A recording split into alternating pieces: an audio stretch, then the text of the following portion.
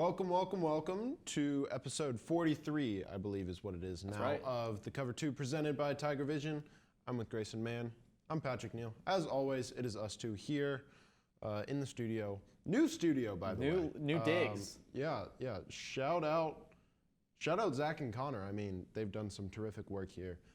And it looks really, really cool. Really professional for us. So, yeah, got to thank them for that. But anyways, we're back officially. We were trying to film last week, but the studio was in a bit of disarray. We were doing some carpentry.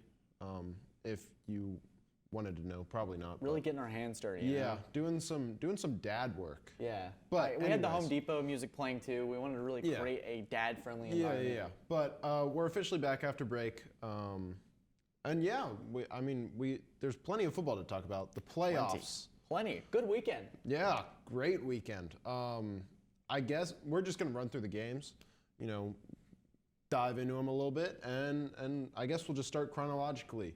So the 49ers beat the Seahawks 41-23. Yeah. What really shocked me about this game, and I think we kind of all expected it to probably be the sleeper of the weekend, just given the talent discrepancy of the two teams. But I think this is more about the Seahawks and the story that they had this year. They fought, they competed. We all kind of picked them to be in the dumpster fire of the NFL, like with the Texans, the Bears, and just be in a bad spot. But Geno, out of nowhere, has a comeback season. They're up at halftime and have a fighting chance, but in the end, San Francisco's just too much for this team. And still, I think Seattle's got a lot to really be hopeful about. They got a top 5 pick because of the Denver situation. Do they ride it back with Geno? I guess this is the first of many quarterback questions. Yeah. This show may be very quarterback question heavy, yes. But I think you do have to run it back. I think Pete Carroll and the Seahawks kind of really like to reward, this kind of hard work and just a remarkable season for the Seahawks and what a lot of people thought, I think me included, were going to be one of the worst teams in the NFL. So I think you got to run it back. He is 32, I believe. So, maybe not like a 5-year deal or anything, but you give him a nice little contract, nothing market breaking or anything, and you run it back with a lot of draft capital. I'm unclear of how much cap space they have, but I think they have a decent amount. Yeah, and I think the thing about Geno too is everyone in the building really likes him, and Pete Carroll, I think, like you said, they really like to reward this kind of success story, and it's not like he's being handed to it on a silver platter. He went out and earned this. They were 6-3 at one point. They got a nice running attack with Kenneth Walker. They have a young offensive line. Having DK Metcalf never hurts. And then they have a top 5 pick to work with. So they can go and attack an area of weakness and really improve this team. Especially with the Rams, there was a lot of question marks with them. The Cardinals are in rebuild mode, it would appear, with no Kyler Murray to start the year. There's a lot to be excited about. And the San Francisco 49ers, they're moving on to the next round. They're going to be playing the Cowboys, which I really didn't expect either. But Brock Purdy, a little shaky to start, but he eventually found his footing with this very quarterback-friendly offense that Shanahan provides, and they made it work. Yeah. Just to go back a second, the Seahawks have $35 million in cap space next year, so they can make some moves. And they already have some decent pieces on there already. Mm-hmm. But like you were saying, Brock Purdy, he didn't start too hot in this game. This game was close for the first half, and the Seahawks really didn't play that badly. But it's just, I think the versatility, the complete arsenal of weaponry that Kyle Shanahan got an army. has in his arsenal. I mean, him included. He is one of potentially, if not the best head coach in the NFL. I think that's definitely a conversation concerning what he has done with, everybody knows Mr. Irrelevant Brock Purdy. But Brock Purdy is 6-0. This last game, I don't think he was the game changer or anything, but he went 18 for 30, 332 yards, 60% completion percentage, and three passing touchdowns, along with the rushing touchdown as well. So he got it done. I mean, you can't really blame him for being in the situation. Now, I think we'll probably save this quarterback situation for probably when their season concludes. But I think the key to this game was bringing back Deebo Samuel, because you can see they can give him a quick screen, they can throw it over the top with him, and he just makes it happen. He is literally impossible to tackle in that first burst. He's like that Madden cheat code or whatever they call him now, where he automatically breaks the first tackle. and just keeps on going. His motor is unreal. Yeah, I haven't played Madden too much recently because the game kind of sucks now. Yes. But yeah, I mean, just like a starting five of Debo Samuel, George Kittle, Brandon Ayuk, Kyle Juszczyk, and Christian McCaffrey. It's unreal. I mean, when you're talking about, building a team of just like, if you wanted to build a team of just one player, and which players would win the Super Bowl or whatever, I think like all of San Francisco's that starting five would be up there. Yeah. Like if you just had a team of Debo Samuels, it'd be fantastic. If you had just a team of George Kittles or even Kyle Juszczyk. Like Kyle Juszczyk can do Pretty anything. crafty. And the thing is, too, is they're all super smart as well. They have an intelligence to them. They know when to block. They know when to run specific routes. And George Kittle is one of the best blocking tight ends. Kyle Juszczyk, he knows when to get his hands dirty. He can also catch a couple passes, can also do some damage in the ground game. They have a plethora of riches, and they're able to do it with who, if you guys remember watching the Cheez-It Bowl last year, spiked a pick six to Clemson's Mario Goodrich for a touchdown. You had told me he'd be starting an NFL playoff game. I would have called you crazy.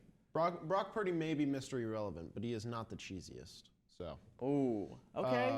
But yeah, I mean, we're not even talking about their defense as well. Like, Yeah. I think this roster is probably the best, and maybe, I mean, between probably them and the Eagles, it may be the best roster in the NFL outside of quarterback. And this is probably why we'll touch on it, why the 49ers are such a favorite for Tom Brady, because it would be that, like, just everyone would say, okay, Super Bowl, throw it away, it's done. They're a super team without, like, the superstar quarterback, in a sense, to really seal the deal there. But, yeah, are we ready to move on to Let's do it. The choker? I mean, the Chargers. Sorry. Lost a little wordage there. Lost a little words there. Yeah, the Jaguars somehow win this game, Somehow. 31-30. I was ready to be honest with you, Patrick. When it was 27-0, Trevor Lawrence has thrown 4 picks. I'm sitting there going, man, I really don't want to talk about this on the show on Tuesday because Trevor's my guy. The Jaguars, Duval, all this stuff. It was. I made a joke to someone. I said, man, he's really living up to the Peyton Manning comparisons by really screwing it up in the playoffs early in his career. Yeah. And boy, was I wrong.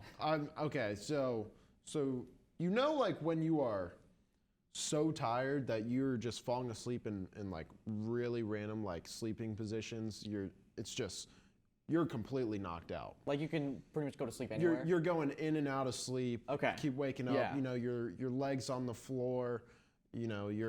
You're sleeping on your wrists. All this kind of stuff. You're just so tired. This was me during the Chargers-Jaguars game at the start. I mean, when it was 27-0, I was this close to going to bed because I was falling asleep on our couch. Did not know anything that was happening. I just knew the Jaguars were losing, and Trevor Lawrence was throwing a lot of interceptions. But I think along with, I think kind of a decent amount of people kind of just didn't feel like this game was over. Yeah. I don't know. I kind of just got that feeling. And I was like, okay, it's halftime. Let me get up, walk around a little bit. I'll be a little less tired maybe. And I decided to watch the end of the game. And I mean, wow, second half, Trevor Lawrence just flipped that switch. He was so poised, did not let any of the mistakes he'd already made faze him. And yeah, it was so cool to watch. It was a little saying, that saying in my apartment, or just saying with like, you're with your boys in the apartment, and you're like, man, if they can just get one, maybe, just maybe, they can have a little bit of juice. So he scored that touchdown, it was 27-7. Look over at my roommate, and he goes, that's it. He goes, that's all they needed. They go to halftime, it'll be all right. And so we head down to TD, or I think it was Triple T's, and the scene there, let me tell you, I feel bad for the one Chargers fan that was in that huddle of everyone yelling Duval. Man, I've never seen a quarterback in his first playoff game have that bad of a performance and then come out in the second half and just say, hey, you know what, I'm going to keep slinging it. The mental toughness of Trevor Lawrence. I know we knew we had it, but it's a different level at that point. He proved it for sure. Never lost a game on Saturday. Feel bad for Justin Herbert, though. Yeah. The Chargers actually just released Joe Lombardi today. Yeah. On Tuesday. So they're going to be looking for a new OC. Although I feel like that means the fact that they haven't fired Brandon Staley probably means they're keeping him. I would assume so. I would have figured they would have fired. That's got to be one of like the first of like, they got to fire somebody. So they might as well fire the OC. Something had to change. I'm honestly kind of surprised Brandon Staley kept his job after that second half performance because, I mean, the fact that you could not seal this game, you could not run the ball in the second half. Plus the previous week when you let Mike Williams play and he got injured, and maybe he's the difference in this game late in the game. I don't know, but it was just did not look good for Brandon Staley. Yeah, I'm honestly a little surprised that he kept his job. But I am too. He was also uncharacteristically conservative. Brandon Staley, since he's been in the NFL, he's been the guy that everyone's like, why are you going for it on 4th and 7 on your own 25? And usually it works, usually it doesn't. But that was the kind of the sword that he died on. Mm-hmm. And it's 4th and 4. They're on like the 27 or something like that. They're up by 10. And instead of opting to go for it and to try to get a touchdown to make it 37-20, he kicks it, and Cameron Dicker misses it. It's 30-20. The Jags get the ball back and go score, and we know how the rest of the game ends. I just feel like he kind of swayed away from what made him unique. That was one of his like calling cards as a head coach. Yeah. Is that unwillingness to just be like, you know what, the punter can sit on the bench. I'm going to go for it. And he just shied away from it. I don't know, man. Maybe all the criticism that he's faced has kind of gotten to him, and maybe now it's just he doesn't know what to think. He doesn't know what to do. But the Chargers are just a cursed franchise. They really are. I feel bad for Chargers fans. If you're a Chargers fan, you're watching this. My apologies. Yeah. But why don't we move on to another AFC game? Yes. It is Bills-Dolphins. Bills. Whew. Oh my goodness. Bills Mafia's got to be a little bit nervous after this past weekend. They win 34-31. Skylar Thompson almost does it. A little sloppy. Almost beats the Bills. And Mike McDaniel may have been ripping a certain object on the sideline. We don't know. But the one thing we know for sure is that he got those play calls in a little bit too late. Yeah. I've been going back and forth on this, especially in that situation. I don't know if that's because it's a third-string quarterback or he didn't have a certain play right. He was being too picky about it, but there was a point where I was like, there's no way. There's no way. Oh, they're going to win this thing. And I think they play a heck of a game. I really can't fault them too much, but having the huddle they were still in the huddle with 4 seconds left. Well, so it came out after the game. Mike McDaniel was asked about that play call, and he said originally they thought they had gotten the first down. Okay. But when he realized that they hadn't gotten it and it was 4th down, you then got to switch out your personnel, call a completely different play call. Mm-hmm. And by then, plus the fact that it's Skylar Thompson, even if he was prepared, it's still your third-string quarterback. You don't have, the same amount of experience as like Tua has all season. It's just a lot to do in 40 seconds. Dan Orlovsky actually also, kind of showed something similar on the pregame for Monday Night Football last night about, how difficult it is, how long the play call is. You got to be prepared for situations like that, but it is a very, very difficult That's what job. I figured there was some sort of chaos going on, because usually McDaniel's a smart head coach. Yes. So I wanted to try to give him the benefit of the doubt there, but I was curious, so I'm glad that I shed some light on that. Mm-hmm. I think the thing about this game with Buffalo, and I know especially with the matchup with the Bengals, is going to be on your mind, but Buffalo's been playing very sloppy as of late. They have. It feels like they played certain teams. The last two teams they've played is New England and Miami. And in the New England game, they turn over the ball once, I believe, but they also had the 2 special teams touchdowns, kind of let a Matt Patricia offense go up and down the field. It just kind of looked different. It didn't look as dominant as Buffalo usually is against the inferior teams. And this Miami team, which we all expected for Buffalo to roll over, Allen throws 2 picks, has a fumble. Miami scores, able to capitalize on those situations. I know you're you're worried about the offensive line of Cincinnati, but I think it's eventually going to catch up to them. A good team like Cincinnati is going to make them pay for it. Yes, I completely agree. Josh Allen is playing a lot of hero ball, I think, right now. Yeah. And I think, like you said, I think eventually it is going to catch up with them. Maybe something changes, but they have looked a little bit shaky in these last few weeks, and I think. They are still one of the best teams in the league. Don't. Right. That's not me saying they're good. That's not what we're saying. But I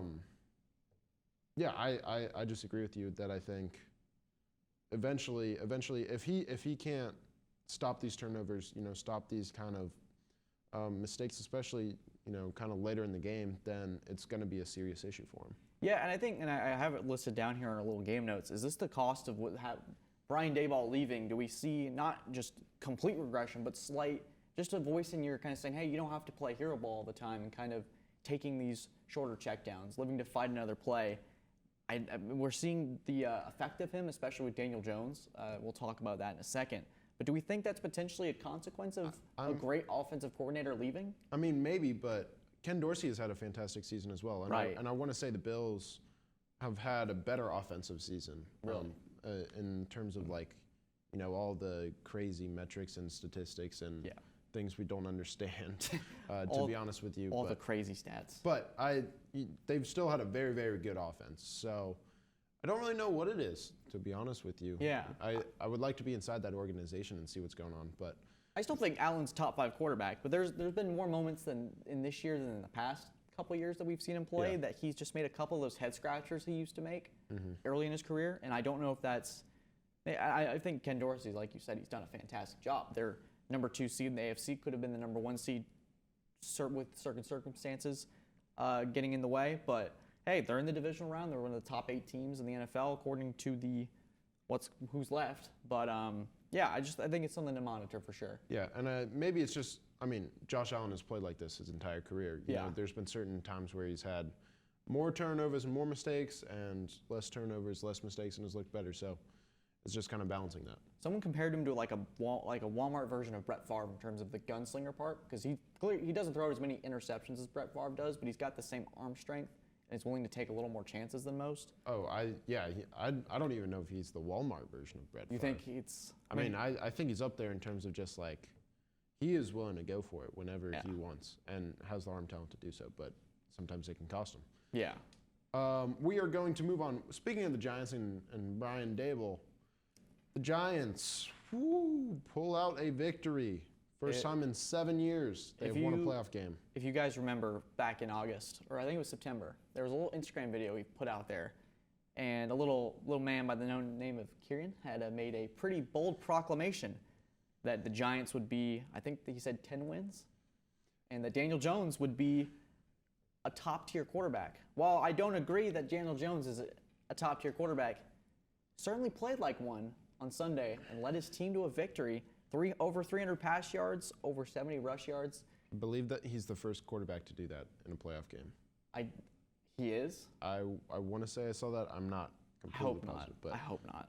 But hey, congrats to the Giants. You get a trip to Philly. You get to be the divisional round. The Vikings defense, they're going to have to look. They have to do the age-old saying, got to look themselves in the mirror in the offseason. This defense needs work. There was space all over the field for Daniel Jones to work with, whether it was with his legs or with his arm. It looked like he was putting on a clinic.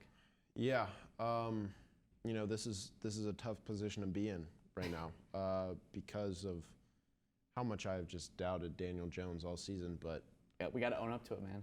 Got to own up to it, I guess. I don't know. Daniel Jones is just broken yeah, you. I can't believe this has happened. He beat the allegations. He really did. I don't know. If you're he watching, looked very, congrats. very good. They even got Kenny Golladay involved, who had a fantastic block. The Giants, they're getting healthy at the right time. They're just doing everything right at the right time, it seems like. I think Daniel Jones has earned himself some money for this coming off season. I don't know if it's with the Giants or if it's with a different team, maybe. But he has looked very, very good, especially these last few weeks where they've kind of had to turn it up after going on a bit of a cold streak during the second half of the season. But this Vikings team, everybody, I think most people were picking the Giants to win this game, even though they were underdogs. Yeah, they were the upset favorite for the play for at least this weekend. The negative point differential for the Vikings. I think everyone kind of assumed at some point Minnesota would get caught. I didn't think it'd be this round, but based on how people talk about them, it's like they're the worst 13-win team of all time. And I think based on the statistics and advanced stats, I think they are. Yeah. But I don't know. I don't also think this is on Kirk Cousins necessarily. The throw and fourth down was pretty egregious, but I don't think he played bad necessarily. Yeah, but I was gonna say, there is nothing more poetic than the Viking season ending on a Kirk Cousins check down for 3 yards on 4th and 8. It's pretty to fun. have to win the game. I mean, when I saw that happen, I'm just like, that's Kirk Cousins for you. But it was honestly, I think a lot of Giants fans were happy because of the roughing the passer penalty that, if the Vikings end up winning this game, that roughing the passer penalty is a huge talking point that Dexter Lawrence had on Kirk Cousins on this last drive. It was terrible, but Dexter was everywhere too. He was fantastic. So, this Giants team is just getting right at the right time. Yeah, and they got the right coach. This is largely the same roster from last year. That went 4-13, had the QB sneak on third and whatever it was against the football team / Commanders on like the 2-yard line with Jake Fromm starting at quarterback. Giants fans have come a long way. They really have.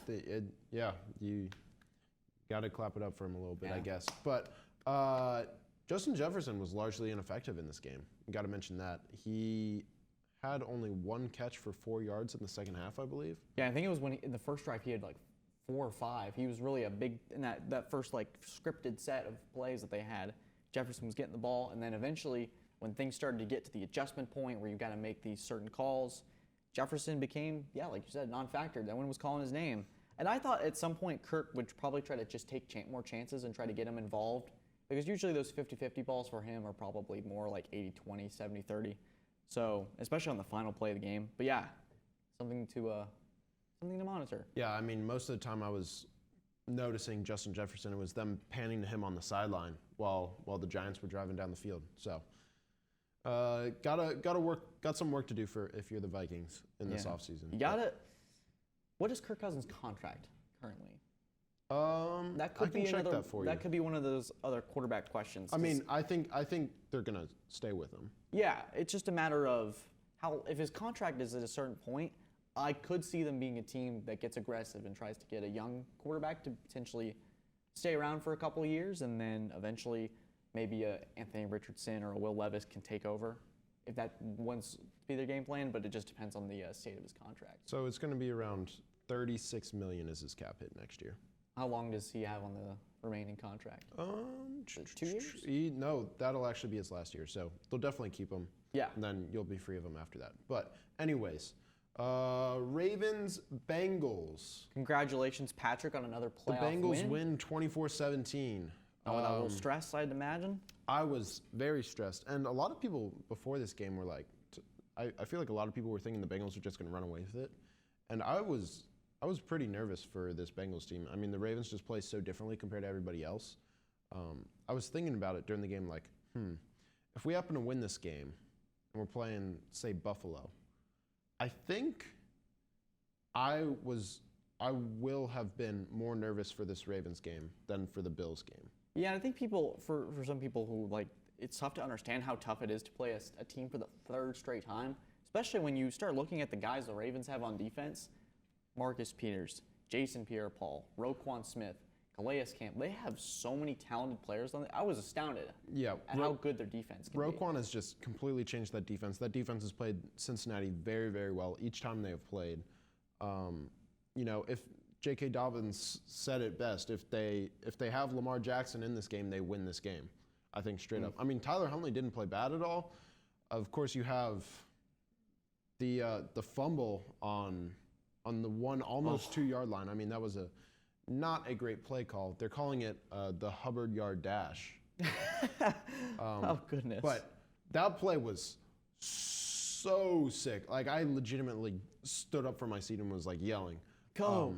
I was so afraid that he had already reached over the line. But I haven't seen a game flip like that in a long time. Yeah, the thing that when I was watching this game is, I kind of knew this would be kind of the defensive slugfest of the weekend, and that the Ravens try to run the same offense that Lamar Jackson is in, because Tyler Huntley's mobile, but you can really tell how fast Lamar Jackson is when Huntley's trying to get 2 extra yards, and it's just not happening. So I kind of thought, maybe J.K. might have been right, but Burrow does just enough. The good thing about him is he's going to be probably looking at the tape today, tomorrow, going, man, I could play better in this area, and he'll be ready to go. And the Bengals have plenty of experience winning playoff games on the road with him.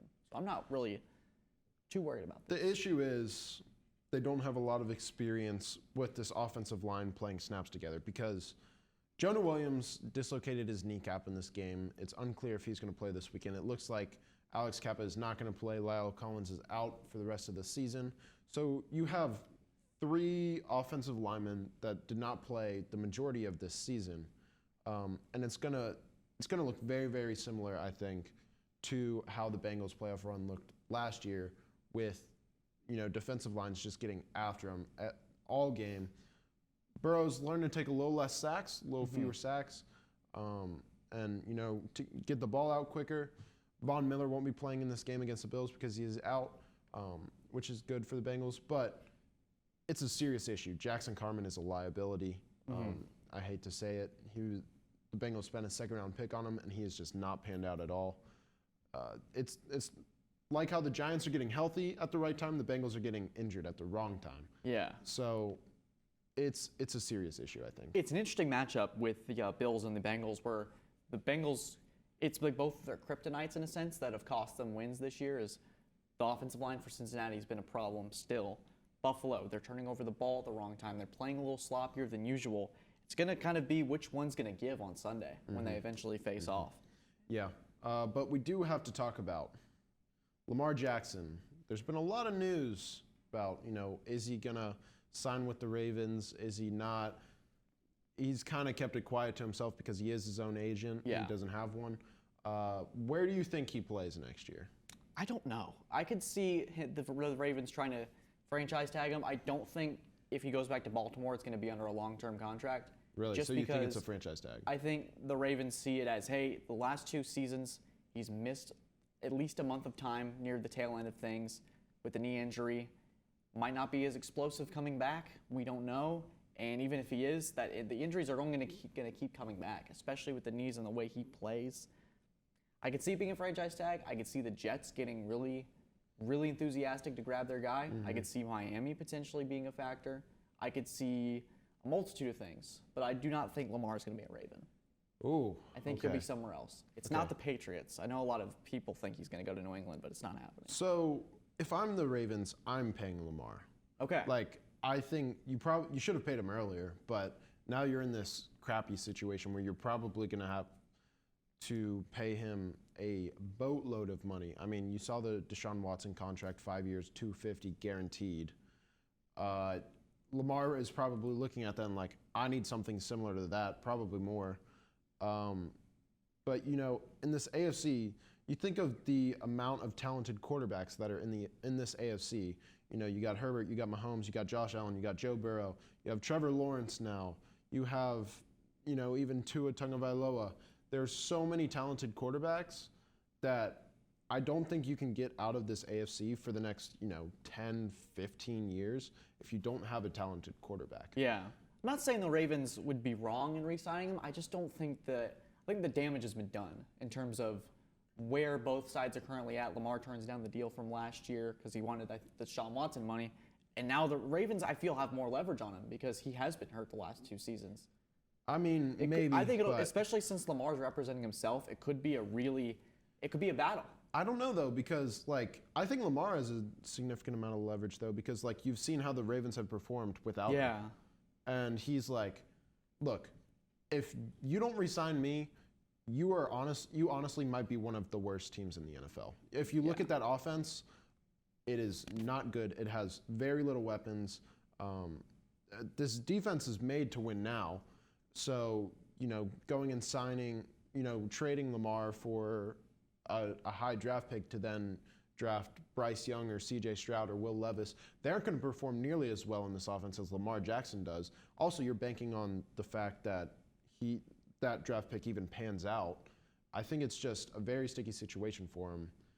And I think they should, focus all resources on trying to re-sign Lamar. Do you think that they could potentially meet in the middle and do a 3-year deal maybe? Because I don't see the Ravens budging on a 5-year contract. Because I just think with the injuries and the way his style of play, just the history of the position, the way it pans out for him. I just don't see Lamar doing that. No, I'm gonna be honest. I just don't see It's interesting because I know exactly where you're coming from with Lamar going if you won't pay me, somebody else will, and you guys are set to There are plenty of teams that will. like, and I would pay Lamar the big bucks just because of the talent, but I think with the way the Ravens, I think it'll be interesting, Patrick. It's one of the more fascinating stories we've had with a quarterback in a long time. Where would you like to see him play if not for the Ravens? Man, I'd love to see him play in San Francisco. Atlanta would be a fun wild card. Yes. Because they run a very similar offense Yep. and be very very friendly for him. They have a lot of actually great pieces. I wouldn't be surprised if they make a splash offer. Yeah, that would be a fun, little culture with. And they could win the division. You have easily. you have the obvious comparisons with Lamar Jackson and Michael Vick. Mm-hmm. You get Lamar Jackson to come in there. You have Kyle Pitts, Drake London. You have a decent offensive line. They got the Algier guy from BYU. Yeah, you got Tyler Algier. You got Cordell Patterson. You got a few weapons that maybe Arthur Smith finally learns how to use. And in the key, they're in a terrible division. Yeah. Especially because I think we both will agree Brady's not playing in Tampa next year. No. And we can talk about that quickly as well. Yes. But yeah, that's an option. I'll say Lamar goes to Atlanta. Okay. That would be my I would prediction. like that. I would like that. I think but that'd be fun. both New York teams potentially an option. Yes. Daniel Jones, Lamar Jackson. Lamar Jackson is basically an upgraded version of Daniel Jones. Yeah. Brian Dable could definitely get a lot out of him there. New York Jets potentially, they have a lot of weapons. There's a few different places. Detroit even. I'm praying it's not the Jets because that will be the worst nightmare. Yeah, maybe he doesn't want to go to where Josh Allen and the Dolphins are. Yeah. And have to compete. But anyways, I see what you did there. we talk about. Oh, I guess the Patriots as well. And Bill Belichick, I but- guess. It's fine. Yeah, but anyways, we're talking about QBs moving on and stuff. Grayson mentions Tom Brady. Tom Brady Go falls to Tom. the Cowboys.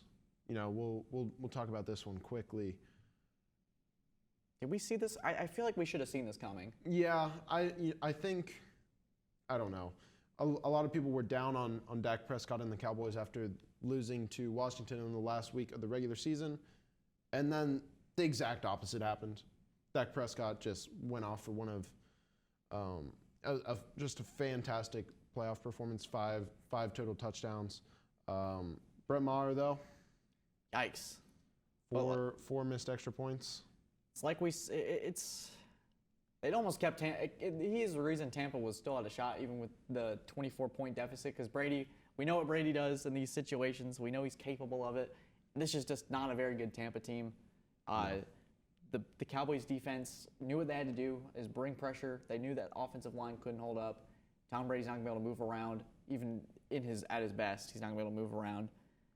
I don't think this is necessarily on Tom Brady in this situation. I think he's had a lot this year going on personally and just in terms of coming back from retirement and this team facing it's a lot of adversity. And so I think he's got a lot of decisions to make, and I think he's gonna be a lot more careful this time, not let a certain Adam Schefter swoop in and break the news. Where do you think he ends up? I think the Raiders. The Raiders. Okay. I think the 49ers are going to either roll with Trey Lance and try to finally figure that out, and they got Brock Purdy too if they need him, or Jimmy Garoppolo. They got three options. They do have three options. They have three options. The Raiders make sense. They got a lot of weapons. The offensive line's decent. They got a good run game too. Could entice Josh Jacobs to stay. Hunter Renfrow, Darren Waller, Devontae Adams would probably be very appealing. It'd be like having another Mike Evans, but think of better route runner. Yeah. And then their defense has problems, but McDaniels and Brady could make it work. Maybe. Probably. see it. You reunite them. I think so. But yeah, I think that's a good option. I think San Francisco is a good option. The Jets, maybe. I've thought about that a little bit, although the Jets don't have a very good offensive line, and Brady at this point does not want to get hit. So maybe that deters him. Plus, going back and facing the Patriots twice a year, maybe that entices them. Maybe it does. Maybe there is still beef between Brady and Belichick if there definitely was at some point. But I don't know. We'll see. The only way I see him going back to the East Coast is to sign a one day contract to retire Patriot. That's the only. We're gonna go ahead and say on the show now. As a Patriots fan, you guys know very well, it's not happening with Tom. I don't think so either. It's not happening. But yeah, that'll be my prediction. Yeah. We'll talk more about the Cowboys, I guess, next week, just because of time. But Prescott played his best game of his career. Yeah, it was great for them, and Mike McCarthy was doing some dancing in the locker room afterwards. But You know what? He's earned it and saved his job. So Yeah. good for him. yeah, but that's going to do it for this episode of The Cover 2 presented by Tigervision. Want to thank Zach and Connor in the back producing as always. Any last words? Action Jackson to Atlanta. All right. Sounds good. That's my but yeah, statement. Yeah, press all the buttons if you're watching on YouTube or on Spotify if you are listening. We want to thank y'all as always for tuning in. And yeah, we'll see y'all next week. Have a good one.